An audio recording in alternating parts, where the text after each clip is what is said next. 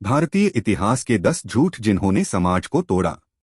पहला झूठ, भारत का विभाजन। यह सबसे बड़ा झूठ है कि भारत का विभाजन धर्म के आधार पर हुआ, फिर पाकिस्तान मुस्लिम राष्ट्र और भारत सेक्युलर क्यों बनकर रह गया।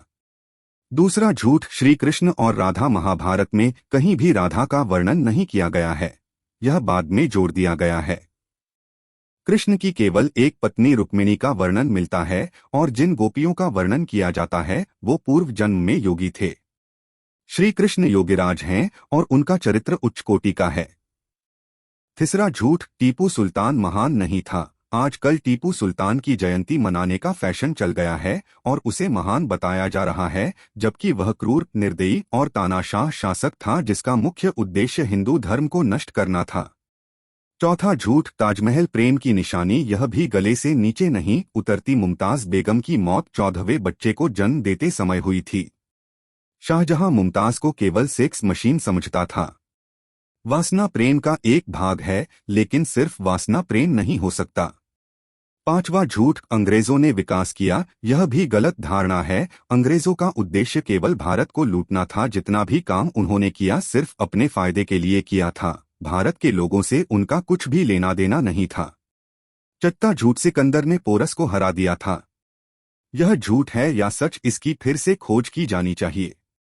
यदि इसमें भ्रम है तो इस भ्रम को ही यथावत इतिहास में पढ़ाया जाना चाहिए, अर्थात दोनों ही तरह की मान्यता को उजागर किया जाना चाहिए।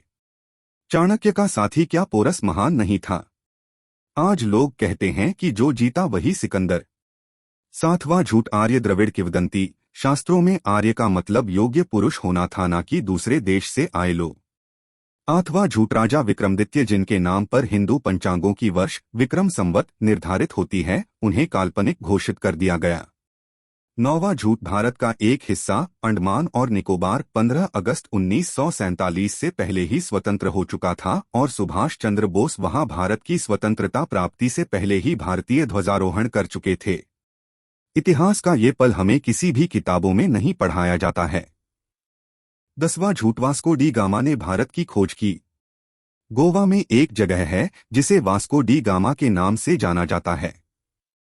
सचमुच भारत खोया हुआ था और जिसके बारे में दुनिया कुछ नहीं जानती थी। क्या वास्को डी गामा के पहले भारत में कोई विदेशी नहीं आया था? और क्या भारत कोई ऐसी चीज है जिसे खोजा जाए?